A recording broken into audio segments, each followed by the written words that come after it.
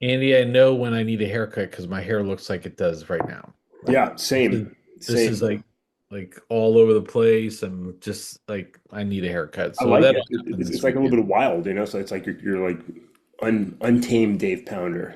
Yeah, yeah. I look like that Lego character who's got like that spiky hair or something like Cash that. Patel. Good looking Cash Patel. Lego Cash Patel. Very good one, Andy. Andy. How are you doing today, Andy? Dave, you know what? I'm doing good, man. It's Wednesday. We're looking at the month of May, which means the transition to summer. I've got some Yep. fun trips coming up next month I'm looking forward to. Once again, going to go around and see this beautiful country in all of its glory.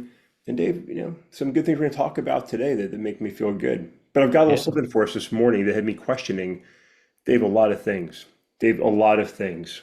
Okay, we'll go. Well, let's go with it, Andy. Okay. What's questioning a lot of things here? Is So it Dave, I know politics? Is it sports? What is it, Andy? it's not. It's one of my favorites. It's music. It's music, Oh, and it just so Dave. I know listeners have different opinions. We're in a time when there's AI enthusiasts and those that hate it and those that embrace it and those that scoff at it. I use AI throughout the day, all day, in a variety yeah. of ways, and sometimes I just like it to do dumb shit just to get a take, right? Just to ask random questions and check in. So I was listening to music earlier this week, and I make a playlist each month of like songs I'm listening to from that month, new music I'm listening to that month, and sort of enjoy them and you take them in. And I was like, this is an interesting playlist I've got going on right now for the month of April. It's just a different sound. I started spiraling, down the algorithm probably about 2 months ago, where I really like female vocalists, but then it's taken a sort of more poppy turn. Dave, there's even country on my current playlist, which is not common for my playlist. So it's like, what is happening here? So I plugged it into, I often use ChatGPT. So I use ChatGPT and I said, hey, what, tell me about this playlist. Tell me what I'm listening to right here. Give me your hot take on my playlist. Okay. And so ChatGPT assessed my playlist, and here's what it told me, Dave. Here's how it described me. It said, well, let me find the exact line here. Hold on. Let me pause. Let me scroll. I want to give the exact wording. This is great podcasting while you find Yeah, the exact line, this Andy. is how ChatGPT described me and my playlist. And it's making me question a lot of things, Dave. Quote, playful chaos with emotional depth, wrapped in confident, slightly rebellious, feminine energy. And Wow. so Wow. Feminine So energy. what I'm taking from this is that ChatGPT assumes that I'm gay at this point, which I mean Yeah. that's fine. I Yeah. mean that's fine. I mean I'm not, Not but that that's there's fine. anything wrong with Not that. there's anything wrong with that, but I was just sort of a little taken aback at this assessment of where I am at this point in my life, Dave, as I'm rocking and rolling, feeling good, listening to music, working hard, doing good things, feeling encouraged this morning. And I just read that again. This is Annie Jabor, 2026. Playful chaos with emotional depth, wrapped in confident, slightly rebellious, feminine energy. So that's me, Dave. That's apparently me So, in a nutshell. like, are you listening to Chapel Roan or like who's on the No, but list? no, but I do like her though. No, Oh, she I is do good. like it. I She do is like it. good. I mean, I do listen to her, but she's not on the current list. No, the current. I'll run you through some of the characters here on this current list here because it's a very good playlist. So again, on the countryside, which is not a common thing, we've got Casey Musgraves and Ella Langley. Very good, very good. We Okay. do some males. We've got Jack Johnson is on there. Chainsmokers are on there, but there's a lot of female strength here. There's an artist I I was mentioned gonna before. say, like, when you bring up New Music Friday from time to time, it's Yeah, usually you're powering out to like very strong yeah. female singers, you And know? which I like the three-piece rock band, the female singer like Yannick, which I've been enjoying a lot this year. Very good. And there's a band on here called the Marmosettes, another UK band, three-piece band, female vocalist, very good, energetic, powerful sound. Apparently a lot of feminine energy in that too.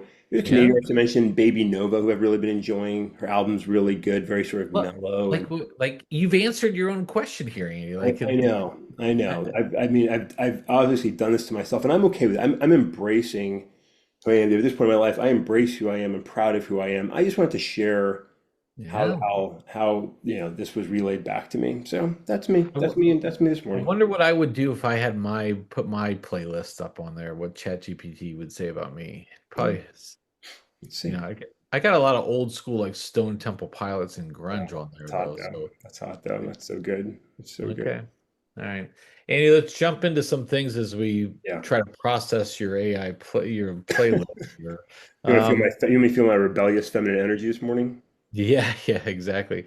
Andy, it was Taco Tuesday again yesterday. Yeah. So we had the ceasefire is coming due, and Iran came to the table and said, "Look, JD Vance fucking comes on that plane. We're not coming."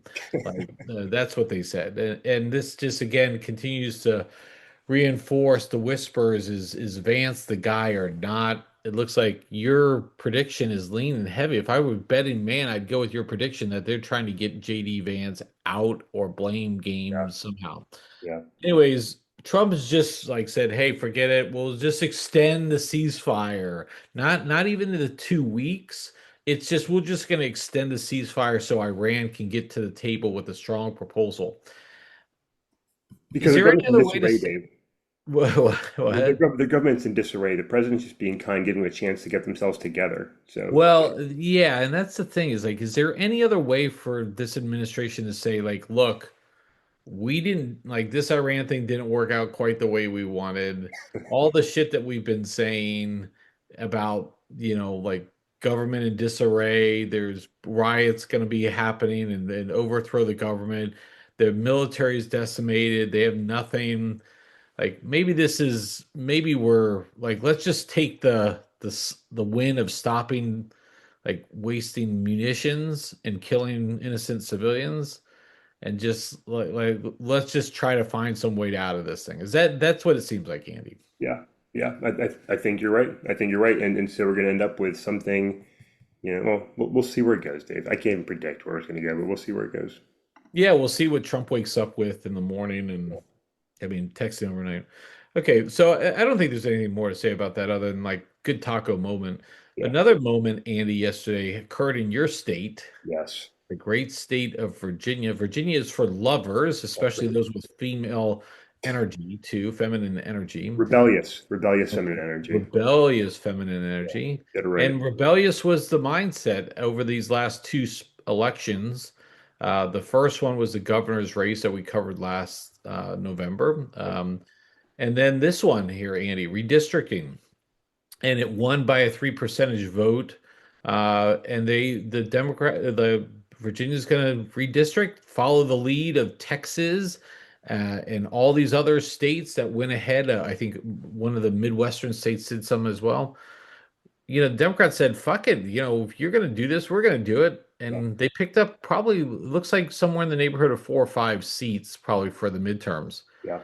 Game changing moment here, Andy. Significant. So let's start out with saying so Dave, I went and I voted yesterday, and I voted yes, and it was an incredibly close election for me. For a little while there, it was going back and forth, yes, no, in the lead, and it sucks. Like I voted yes because as the Republican Party plays its games right now around the country, and has tried to do the same thing in conservative states and Republican states, it's an ugly game of gerrymandering that is not good for this country. And you and I have talked about gerrymandering. It's bullshit. It sucks, and I hated voting to support it. But these are strange times, right? And we can't allow one party to play this game without the other party responding because it throws things off. So there's time we really have to ask, like, am I going to stand on principle here? Am I going to do what I think is right long term here? And it sucks because there's not a best answer. And so I'm not going to say my friend's name, Dave, but a loyal listener and a good friend who has given me a little grief because he is both a bearded American and a teetotaler, both of which Oh, I've been that's shitting on in recent podcasts. don't like that, Andy. But I appreciate him very much. And he took a principled position and voted no, and I understand why, as many Virginians did. I voted yes. The yes is won, and I'm glad that we did. We're going to have a disgustingly gerrymandered map here in Virginia that could give the Democrats a 10-1 advantage in the upcoming midterms, which is gross, and I hated voting for it. But Dave had to do it, and I'm proud of the Old Dominion because we stood up not only for Virginia, we didn't stand up for Democrats. This wasn't about voting for Democrats. This was about trying to keep the playing field fair and competitive because the House has to flip because we have to end the MAGA crush that is happening right now. It's not about supporting blue. It's not about supporting Democrats. It's about trying to fight for the future of this country. Unfortunately, it took an ugly thing to do it because gerrymandering sucks. Virginia stood up and did the right thing yesterday. I feel really encouraged. I thank my Virginia neighbors for standing up with me to do the right thing yesterday. Well, and I completely agree with your sentiment. Like, look, I think these gerrymandering issues, whether you're Democrat or Republican, it needs to stop. Like, we need to stop Yeah, this yeah, full stop. Like, and but until that occurs, this is what's going to happen. And I guarantee you, Trump is already devising what's the next state I can get, more seats in the midterms that we can flip over some more. We got to get it done. We got to get it done. yeah. They've threatened state officials in Indiana when they didn't approve the redistricting that would have benefited the Republicans. So these are the things that are going to happen. I hate it too, but in this game that we're going to play, we absolutely, the American people have to take back control of the Congress. It is an inept function, Yeah. and we need people in there that are going to actually challenge this administration because the wheels are coming off, Andy. Everybody sees it, everybody knows it. Everything about what is happening within this administration, everything that has been implemented over the last 12 or 13 months or 14 months or so has been a failure. Like the tariffs, drug interdictions in whatever location we want to do, the war in Iran, the economy has been a disaster. Everything that they tried, this ballroom is a shit show. This Trump triumph or the whatever they're going to call this arc thing that they're building or Gross. want to build, like everything that the president is trying to govern by executive authority and just make decisions, and our Congress is inept. And as such, we need to put people in there that are going to stop this bullshit and really apply the appropriate check and balance back to the president. So, 100%, 100%, David. Curious to point out, I mean, as you say, and I know we're going to wrap this section, but you know, I got a lot of messages yesterday encouraging me to vote one way or the other. And a consistent message was stop the Democrats trying to steal the election, right? And I yeah, just want to yeah, point out here, this is an article in Politico talks about this, and Eric Erickson, he's been very involved in the sort of movement for a long time now, and he's a pretty popular radio host. And I just want to point, this is his quote. He posted this on X, again, as captured here in Politico. Just so you get the truth and not the partisan spin here, Republicans came up with the idea of the mid-decade redistricting fight and started in Texas. Now, as drawn, the Democrats have an advantage from the redistricting fight. I'm glad he's calling it out, right? Because again, the president started this trying to push changes in Texas, North Carolina, Ohio, Missouri, and just like so many things, the short-sighted administration didn't think, oh, there might be consequences for my stupid, immediate, selfish actions. And so California, Utah, and now Virginia have responded. And now the Democrats have the advantage in a stupid game that we're playing. It's a shitty game. But you know what? Like right now, fight the good fight. Stand up, Virginia. We did the right thing yesterday. yeah. I mean, I think that's the important part, and I think the other part we called out when this was occurring. They gerrymandered districts based on what the current voting population is like, or the population from the last election was Right. like, and how we get more. What they don't factor in is when you have a fucking abominable administration, like those numbers change, and your hardcore supporters become moderate supporters. Your moderate supporters become flips to the other side, Yeah. and you redistricted or gerrymandered districts that now may not favor you anymore. And so the Republicans, even in the state of Texas, North Carolina, and those places that they did those things in, there's no guarantee that they're going to win those. But I can tell you the Democrats are going to win those seats because everyone hates this fucking administration. The polls are at all-time lows. The polls around the handling of the economy is at an all-time low, Yeah. and it's just amazing. I was wondering if I froze up, Andy, because you just have this stunned look on your face. Like, what? I'm just taking it in. I'm just taking in where we are. But you're absolutely Yeah. right. You're absolutely right. And yeah, it was a good thing, a good victory yesterday, Dave. All right, I'm going to hit a couple quick headlines in this middle section, and then we got to talk the NFL draft. I got some Okay. questions for you there, Andy. Okay. All I right. got three stories for you here. Okay. Okay, earlier this week, the labor secretary Yeah. resigned. This is the third cabinet member. Interesting enough, Andy, all three were females. Yeah. No males have resigned, even though they're just as incompetent. Men can't do anything wrong. Only women. Yeah, exactly. And this one, there's some no surprise, Andy. There's a cloud of uncertainty about some fraud allegations, inappropriate relationships, and misuse of government funds, Andy. Deep state lies. Deep state lies. Just unbelievable how we're hearing. Yet we still have Hegseth and Bassett, and we still have all these other fuckheads, not remembering the old real world contestant, Mr. Duffy, the transportation secretary, who's just failed like spectacularly. Andy, any thoughts on this one? No, not really, That, Dave. Not that's really. We don't need to have thoughts, Andy. We don't need to have thoughts. Okay, okay. Second one, Andy, and Yeah, then we'll have a fun one. yeah, Tucker Carlson is on the apology tour.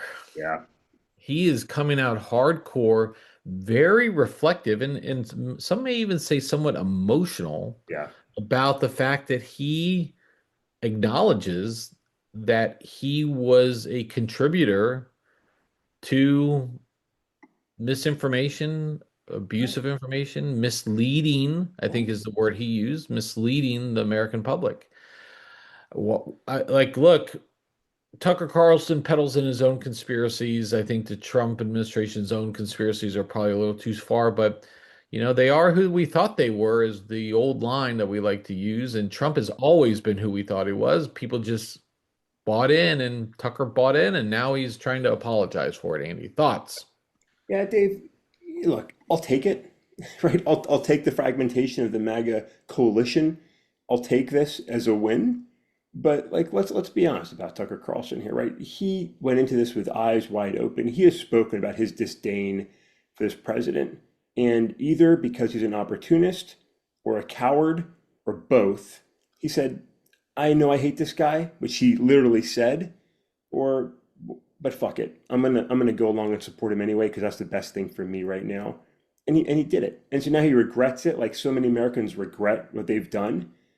Thanks a fucking lot, buddy. Your apology doesn't mean shit right now as we're fighting for the future of this republic. You should have stood up when you had the chance and been honest about who you thought the president was when you had the chance. I'm glad you're coming out now when it's easy, when his poll ratings are in the 30s, almost in the 20s. It's easy to come out now and say, you know what, this guy sucks. He's not who we thought he was.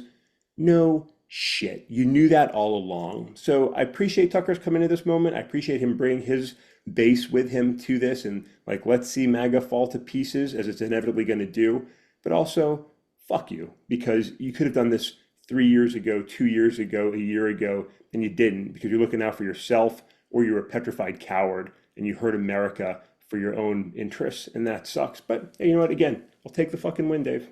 Yeah, well, take it. But to your point, like true leadership is acknowledging the moment and making a stand on what based on your true principles, not where you think you can benefit the most from. And Tucker Carlson clearly took that on, and yeah, now he's regretful. But and look, I'm getting tired of kind of the apology tour. Yeah, Like the Trump is doing nothing that he hasn't said he was going to do. that's right. And you all thought it was going to be better. And some of these people three times voted for Trump. And he won all three of those elections. Yeah, he won all three of those elections. And you're gonna say now, like, oh, finally the Iran war was the icing on the cake. Yeah, Come on, yeah, guys. yeah, Fuck you all. I mean, I'm serious. Look, I'm glad you're finally seeing the light, but like true leadership is in the moment. And Annie, I'm proud of the fact that you and I both sat here yeah, on the podcast and we stood and said, this guy's a fuckhead. And we've been consistent with that. yeah. So, And we're right. And he is. and we're right. In the moment, Andy, Yeah, we acknowledge like this yeah, is like, look, we didn't love Kamala Harris. We didn't love her. Like, yeah, there's nothing that I didn't like her a lot, yeah, but she was better and would have been better than what we have. yeah. Agree. Okay, Andy, last story here on as we go through the headlines here.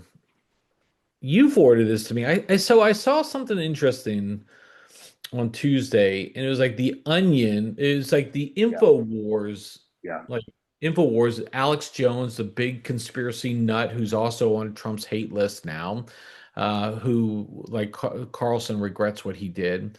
InfoWars, all the Sandy Hook thing was the biggest part of it, where he peddled conspiracies about it was an inside job and all this other stuff.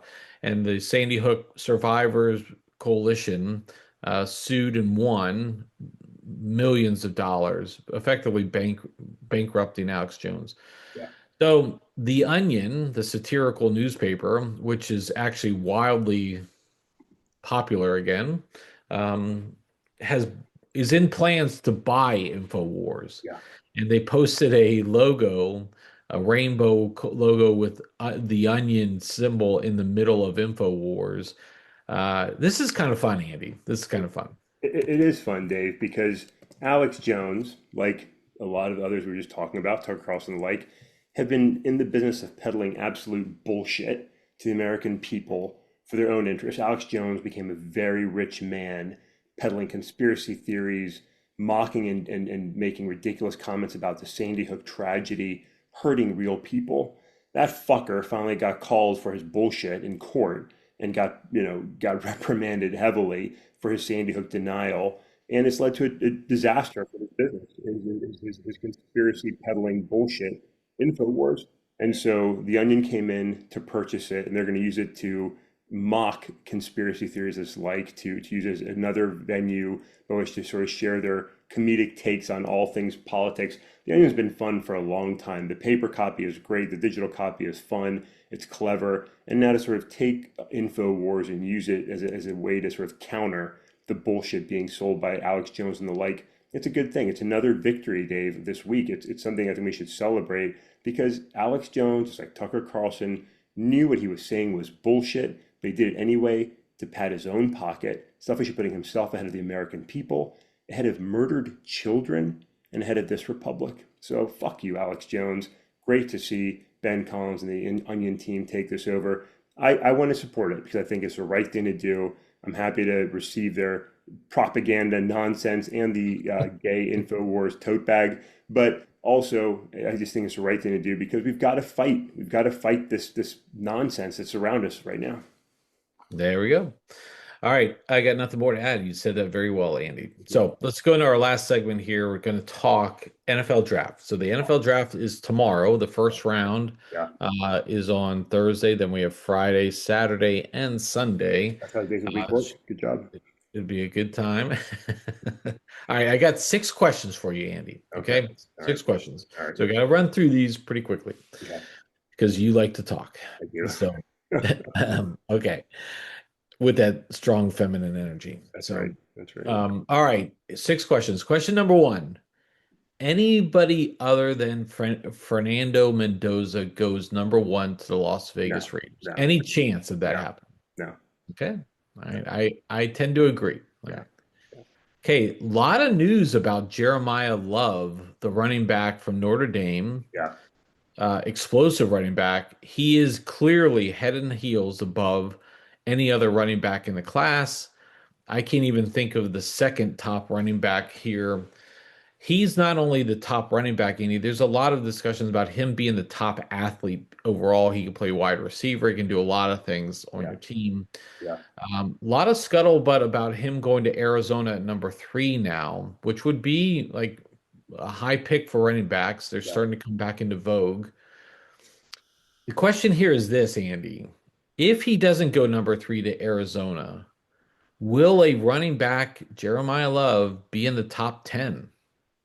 It's very possible. It's very possible. Like I go back to the Lions draft when we drafted Jameer Gibbs early. I want to say number 12, if I recall. And people were like mind blown. The running back was going that high because, the theory in recent years has been they can be a second round pick. You don't need a running back, but they can be game changers. They can absolutely be game changers. Now, a running back requires a line. Are you going to invest properly? I think when you've got a rare talent and seeing the way the running back position has been reappreciated the last couple of seasons, yeah, I think top 10 is very realistic.